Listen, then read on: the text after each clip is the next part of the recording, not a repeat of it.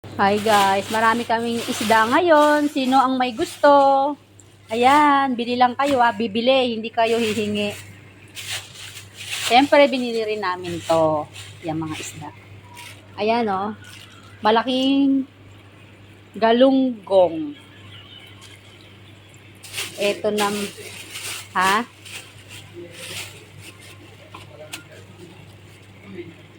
Galunggong daw to, sabi niya. Malaking galunggong. Yan.